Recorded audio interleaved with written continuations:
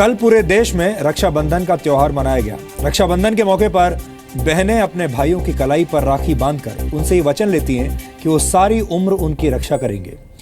आपको लग रहा होगा कि रक्षाबंधन के एक दिन बाद हम इसकी चर्चा आज क्यों कर रहे हैं, तो आपको बता दें कि आज अंतर्राष्ट्रीय कूटनीति की दुनिया में रक्षाबंधन ट्रेंड कर रहा है, क्योंकि बलूचिस्तान की रक्षा के लिए कनाडा में रहने वाली एक बलोच महिला ने भारत के प्रधानमंत्री नरेंद्र मोदी से मदद की अपील की है। भारत में कई शताब्दियों से रक्षाबंधन का एक रणनीतिक महत्व रहा है और आपने ऐसी कई ऐतिहासिक कथाएं और घटनाएं जरूर सुनी होंगी जिनमें यह कहा जाता है कि एक रानी ने अपने ऊपर होने वाले आक्रमण की स्थिति में किसी दूसरे राजा को राखी भेजकर मदद मांगी और बाद में राजा ने इस राखी की लाज रखते हुए रानी और उसके राज्य की रक्षा की। ऐसी घटनाओं का जिक्र अक्सर इतिहास की किताबों में मिलता है, लेकिन कई बार आधुनिक दौर की लोकतांत्रिक व्यवस्थाओं में भी ऐसी घटनाएं और संवाद हो जाते हैं। और कुछ ऐसा ही संवाद कनाडा में रहने वाली बलूचिस्तान की महिला करीमा बलोच और प्रधानमंत्री नरेंद्र मोदी के बीच हुआ है। करीमा बलोच ने अपने देश बलूचिस्तान की रक्षा के लिए भारत के प्रधानमंत्री नरेंद्र मोदी से अपील की है। ये अपने आप में एक बहुत महत्वपूर्ण कूटनीतिक घटना है जिसका विश्लेषण किया जाना आज जरूरी है। 16 अगस्त को डीएनए में हमने आपको दिखाया था कि कैसे पाकिस्तान की सेना बलूचिस्तान के लोगों पर जुल्म करती है। जो बलूचिस्तान पाकिस्तान की अर्थव्यवस्था को चलाने में सबसे महत्वपूर्ण भूमिका निभाता है, उसी बलूचिस्तान में पाकिस्तान की सेना चीन के इशारे पर मासूम लोगों का कत्ल कर रही है। हमने आपको डीएनए में बलोच स्टूडेंट ऑर्गेनाइजेशन यानी बीएसओ की चेयरपर्सन करीमा बलोच का एक एक्सक्लूसिव इंटरव्यू भी दिखाया था। करीमा बलोच ने पाकिस्तानी सेना की पोल खोलते हुए तब बताया था कि कैसे पाकिस्तानी सेना बलूचिस्तान के पढ़े लिखे युवाओं और प्रोफेशनल्स को चुन चुन कर मार रही है। ऐसा इसलिए हो रहा है क्योंकि पाकिस्तान ये नहीं चाहता कि बलूचिस्तान में कोई भी ऐसा व्यक्ति जिंदा रहे जो बलूचिस्तान की आजादी की मांग उठा सकता है।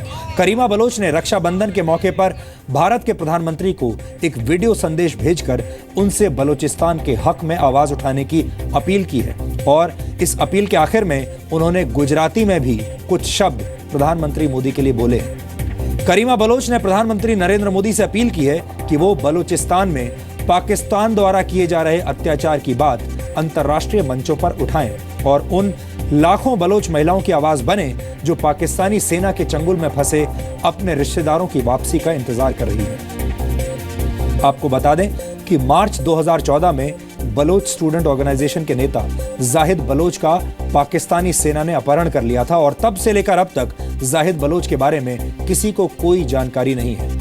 जाहिद बलोच के अपहरण के बाद करीमा बलोच को बीएसओ का चेयरपर्सन बनाया गया।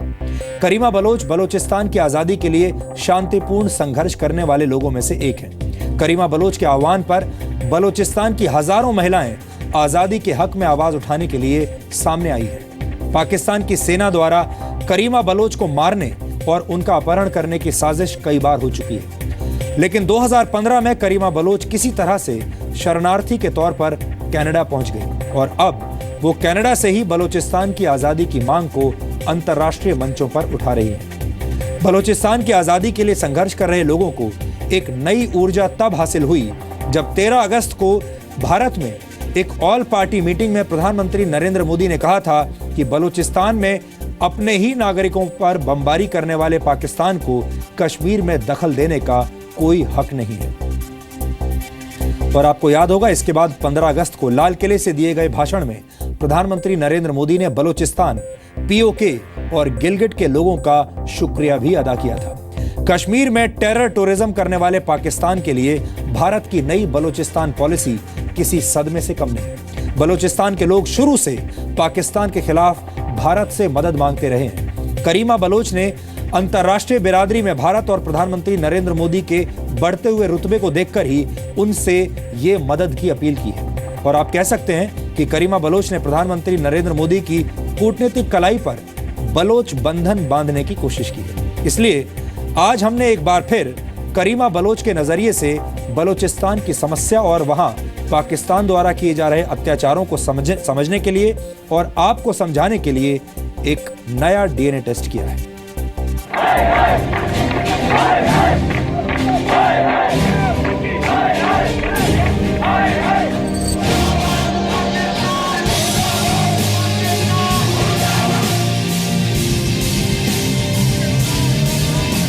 यह है 29 साल की करीमा बलोच। शांतिपूर्ण तरीके से बलूचिस्तान की आजादी की मांग उठाती हैं। बलोच स्टूडेंट ऑर्गेनाइजेशन की चेयरपर्सन, लेकिन पाकिस्तान की सेना ने इन्हें पाकिस्तान छोड़कर कनाडा में शरण लेने पर मजबूर कर दिया।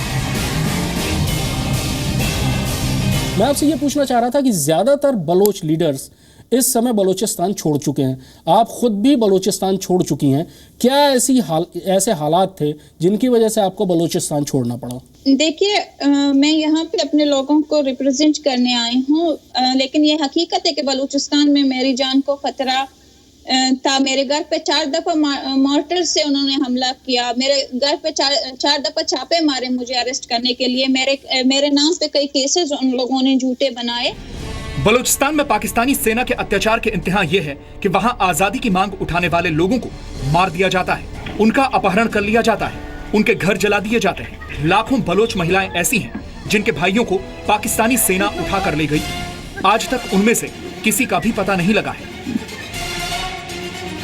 उन पार्टियों के रहनुमाओं को, उन ऑर्गेनाइजेशन के रहनुमाओं को जो आज बलूच कौमी तहरीक को लीड कर रहे हैं पीसफुल बुनियाद पर, उनको किस तरह से घरों में घुसकर उनके सरों को गोलियां मारी जाती या शहीद गुलाम मोहम्मद जो बीएनएम के चेयरमैन थे, उनको किस तरह अदालत में वकला के सामने उठा के उनकी लाश पर फेंक दी गई।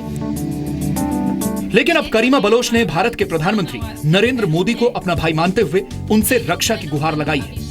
करीमा बलोच ने एक वीडियो संदेश में कहा है कि प्रधानमंत्री मोदी को लाखों बलोच महिलाओं की आवाज बनना चाहिए ताकि बलूचिस्तान की आजादी के लिए संघर्ष कर रहे लोगों को उनका हक मिल सके। हाय श्री मोदी जी, रक्षाबंधन के दिन पे बलूचिस्तान की एक बहन आपको भाई मानकर आपसे कुछ कहना चाहती है। मेरा नाम करीमा बलूच है और मैं बलूच स्टूडेंट ऑर्गेनाइजेशन की चेयरपर्सन हूँ। बलूचिस्तान में आज कितने ही भाई लापता हैं, पाकिस्तानी आर्मी के हाथों या मारे गए हैं और कई हज़ारों की तादाद में लापता किए गए हैं। तो बलूचिस्तान की बहनें आज भी अपने लापता भाइयों की राह तक रही हैं। उनमें से शायद वो सारे कभी भी लौट कर ना आएँ और उन बहनों का इंतज़ार कभी ख़त्म ही ना हो। लेकिन इस दिन के हवाले से हम आपसे ये उम्मीद लेकर आपके पास आपको ये कहना चाहते हैं कि आपको बलूचिस्तान की बहनें एक भाई की हैसियत से मानते हैं और आपसे ये उम्मीद रखते हैं कि आप बलूच जेनोसाइड, बलूचिस्तान में वार क्राइम्स और ह्यूमन राइट्स वायलेशन के खिलाफ इंटरनेशनल फोरम्स पर बलूचों की आवाज़ बनेंगे और तमाम उन बहनों की आवाज़ बनेंगे जिनके भाई लापता हैं। हम अपनी जंग खुद लड़ेंगे। हमें आपसे सिर्फ आप हमारी आवाज़ बन जाएं, उस जंग की आवाज़ बन जाएं और दुनिया के किसी भी कोने में उस आवाज़ को पहुंचाएं। हमें आपसे इतना चाहिए। इतना ही नहीं, करीमा बलोच ने प्रधानमंत्री मोदी को उनकी मातृभाषा गुजराती में भी संदेश भेजा है। मैंने कुछ गुजराती में लिखा है, मैं वो भी आपसे कहना चाहती हूँ कि आपके अपने ज़ुबान में मैं रक्षाबंधन के दिन आपसे कुछ कहूँगी। जे तमे हमारा बलूचिस्तान नवास्ते खरूचे एनो गनो गनो अभिमान मिन्नतवार।